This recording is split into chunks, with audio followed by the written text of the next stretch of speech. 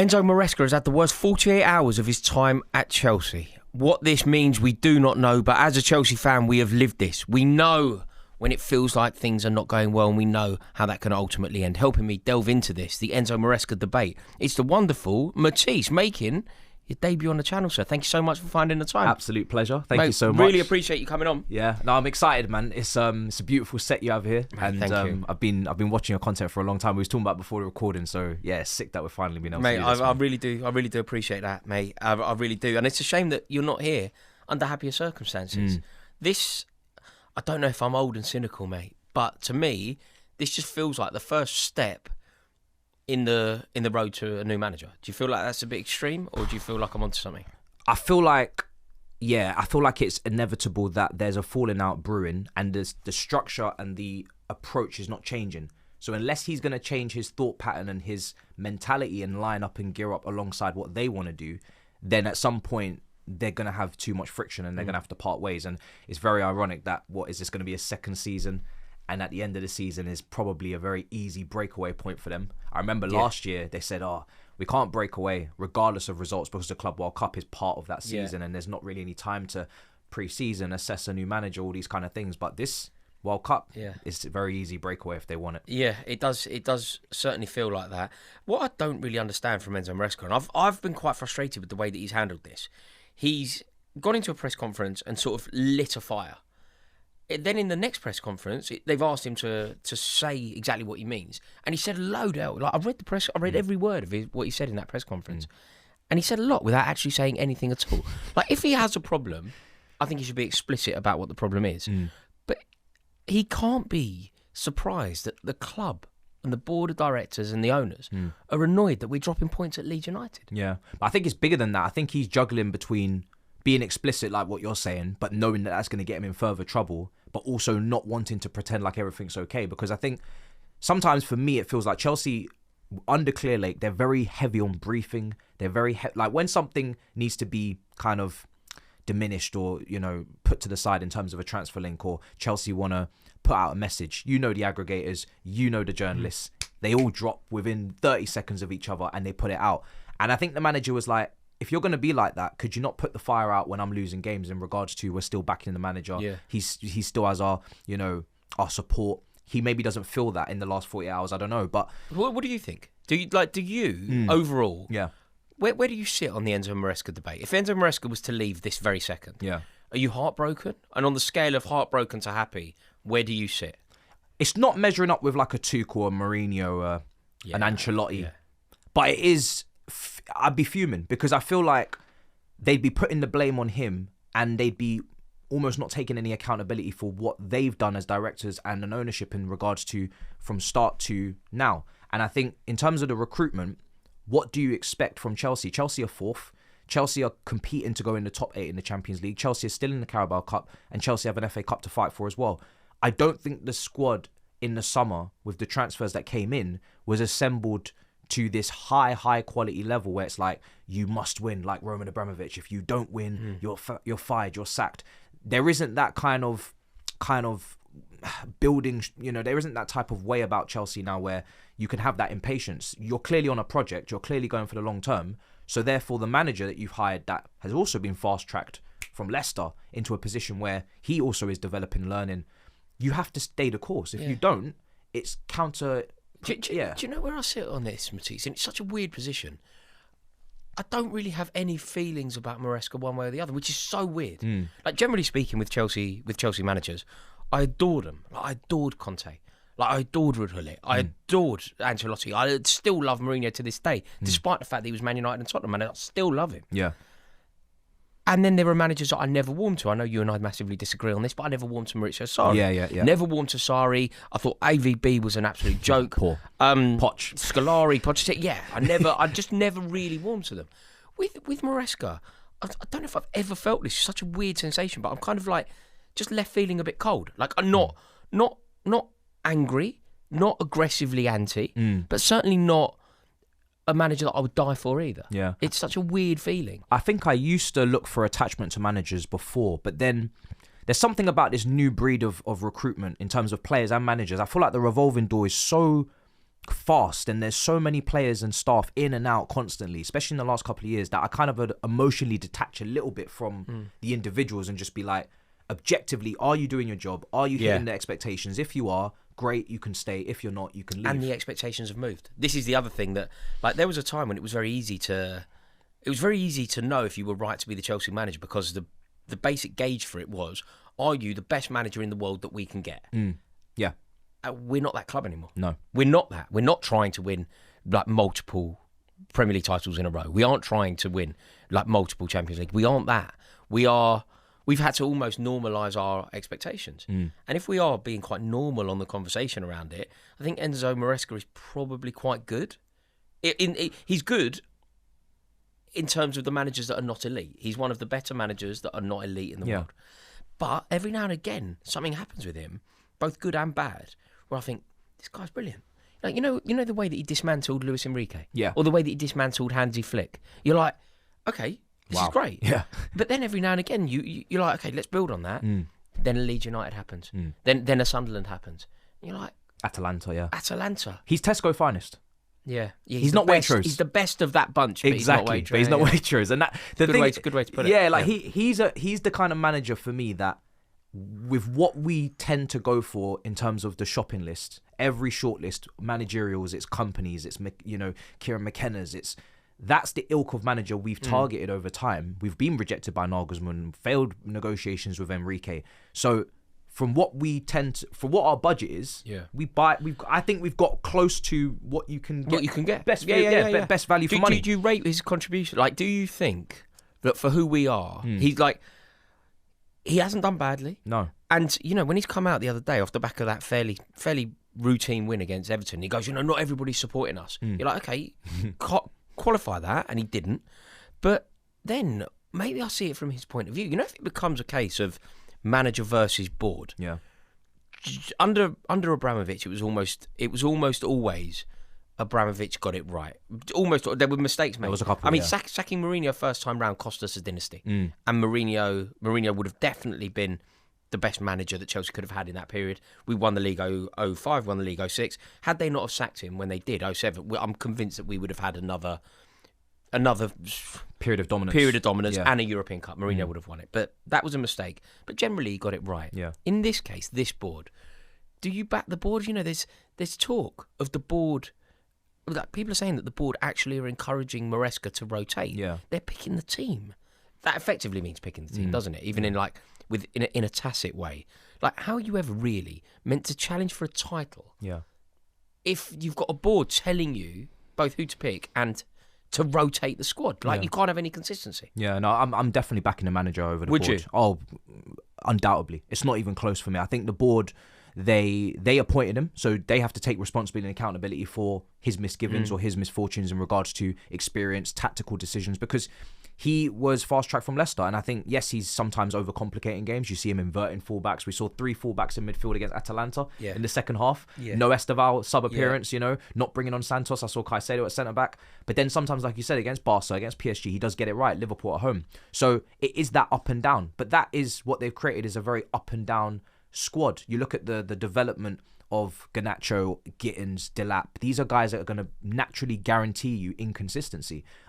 Ill discipline, Chelsea's red card record at the earlier part of the season. The injury-prone players in Fofana. Reece James is coming back and has been consistently available, but Maresca did that, or played a heavy part in that. Lavia, he's got so many different plates that he's spinning, and also, whilst also being a rookie. See, what can he do? I haven't warmed to him, right? But realistically, what can he do? If you are the Chelsea manager and the tools that you've been given are Jamie Gittins and David Washington and Benoit Badiashile and whatever else, right? Realistically, what are you supposed to do? Like, if Chelsea really wanted to win the league, when you sell Madueke, arguably you don't sell Madueke, but when you sell Madueke, I could kind of get on board with it. But what you then have to do is go and buy someone better than Madueke. Yeah. You have to go and buy Eze, basically, if you want to win a league. You sell Madueke and you go and you buy Eze, and maybe then you launch a serious and sustained bid to win a Premier League title. If you don't want to win a Premier League title, you go and you buy Jamie Gittins. Yeah, and Garnacho. So And they had the option to get maybe an Ekitike. And they went and got Delap and recalled Gu from Sunderland. These are their decisions. And that, as directors, you are operating the club on a day-to-day basis. You take responsibility for everything below it. If that team is, and this is not the first manager, the other previous managers struggled as well. High turnover of staff, a Club World Cup where there was a limited pre-season. There's so much going on for Maresca. I can understand the outburst. And I think that's why I think he's been building gradually. And then he's just lashed out now and said, you know what? I'm not actually... You guys had me in a title race against Arsenal after a draw, 6 points off. Now, 1 week later, bad week. I went there. I went there, but I went there out of like blind optimism and euphoria.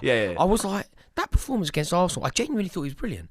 Not only did we go down to 10 men, like, people go, you went down to 10 men. They kind of go, you went down to 10 men, but they don't qualify it. Like, going down to 10 men might suggest Malo Gusto was sent off or Liam Delap was sent off. No.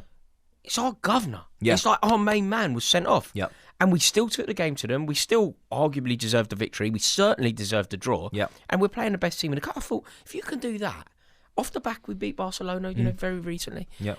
I was thinking, okay, there is something happening here. There's a chance. And then you go to Leeds, and that was Maresca. Yeah. Maresca got that wrong. Yeah. Like, you can't go to Leeds. Anyone who understands anything about Chelsea, anyone, will tell you that Leeds United, Chelsea going to Ellen Road, is on some definition Chelsea's hardest game of the season. A very, very particular definition. It's the most intense. The players will be under the most pressure. You will be more hated in that stadium than any other stadium. The fans who go, the travelling support, will be under more pressure on the way to the game and on the way home from the game than any other. On one very particular conversation, it's your hardest away game. Leeds are going to play it because you have to get up for it as well. You have to. It's get not up like Tottenham. Exactly. Yeah. It's not. You're not going to play in a glorious stadium. You're not going to play in a stadium that hosted Beyonce. You're gonna be under pressure. Yeah. You can't go into that and make 5 changes. And I was like, the most basic. Maresca knows more about football than I could ever dream. Obviously, he knows more about football. He's forgotten more in the last 10 seconds than I will ever know. But that might not be true about Chelsea. And I would. Anyone who gets Chelsea knows at Leeds United you can't make 5 changes. You have to go into that with Reece James. I get you manage Reece James's minutes, right? But not Ellen Road when you don't have Caicedo. You have to play in Barca, Arsenal you got to play him, and then Leeds you got to play him. So I sympathise that it isn't as easy as it looks. You know because what, no, Matisse, I would say that you could potentially drop him from manage his minutes Ellen Road. Drop him, right? You manage his minutes Ellen Road.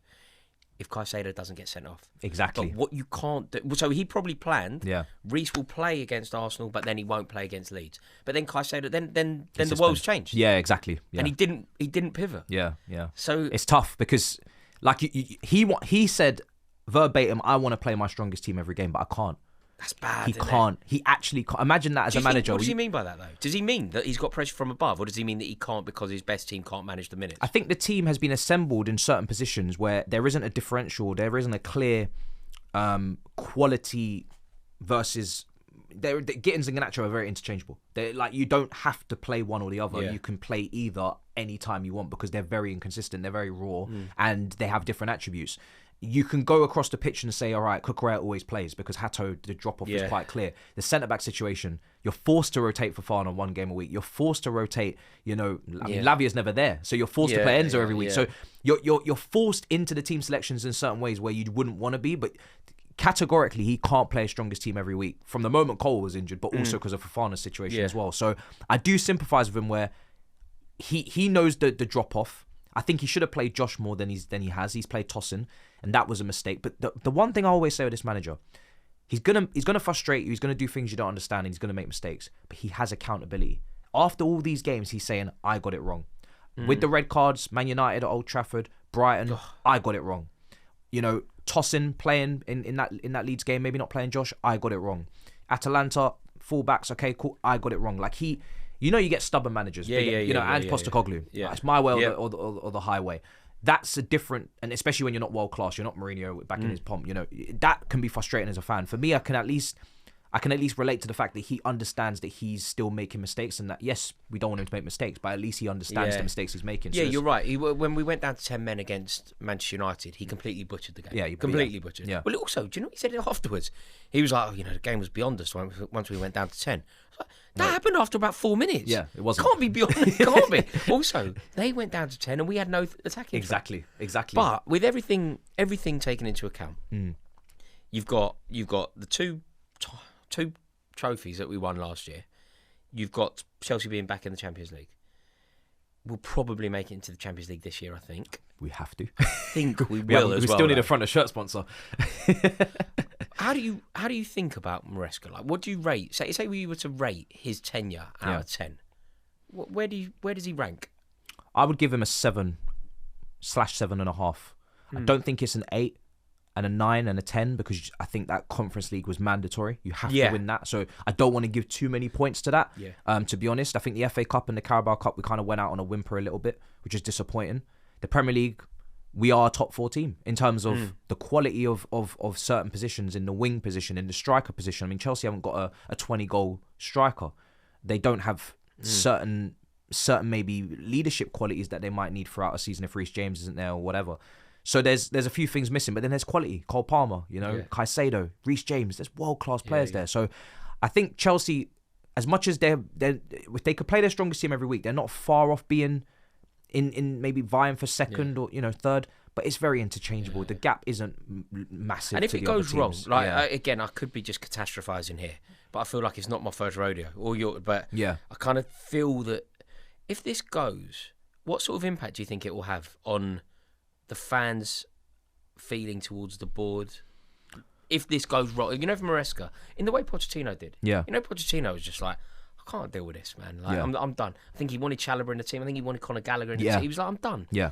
If Maresca were to do that, and it would be quite admirable. If he were to go, look, I'm walking.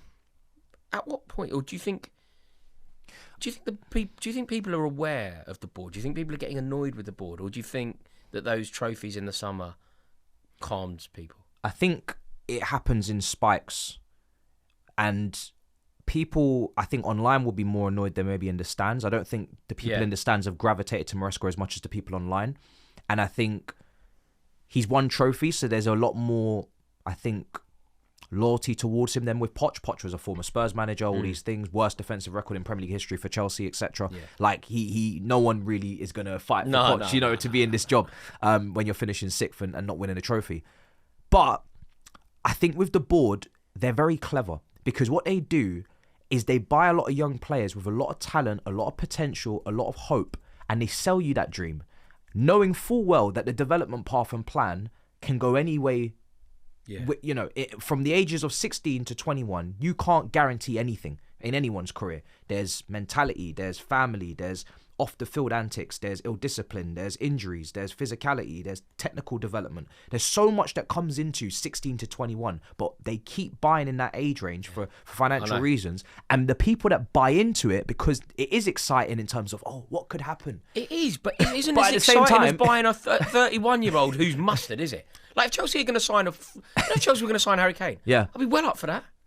But I would as well. I'd take that tomorrow. Bite your hand off for it. But that's what they do. And then because we aren't terrible, because we have enough quality to dangle the carrot. Yeah. So I don't think there will ever be enough people that will completely go and revolt because there is enough quality and there is enough dangling of the carrot. And Chelsea have been second and could have gone top of the league last season before Christmas. And then this season, with Arsenal, we could have got, it's all coulda, woulda, shoulda, and they'll always be in the cup. In the cup. Interesting, won't it? It'll be interesting to see if this goes. We'll see, mate. Depends how long people can survive without a league title, because that is the bread and butter. Yeah. 38 games. Can you build a team to win this league? And do you know what could be a real indicator on that? I think we can take a lot. I think as fans, we can take a lot if Man City are winning the league. The second Arsenal win it, then I think some people go, "What?" Absolutely, that could be the moment, mate. Yeah. Great to debate this with you. Pleasure. Amazing insight. That was a debut and a half, wasn't it? That was Demba Ba at St Mary's. Bar at St Mary's. What a beautiful guy. Mate. I love that guy. Thank you so much. Really appreciate it. Thank you to everybody for watching. And let us know your thoughts in the comment section below. Please do us a favour. Make sure that you go into the description. You will find a link there to Matisse's YouTube channel. Fantastic Chelsea content. Fantastic football content. Make sure that you go and check it out. Drop a sub over there. And let us know your thoughts in the comment section below. Ta-da.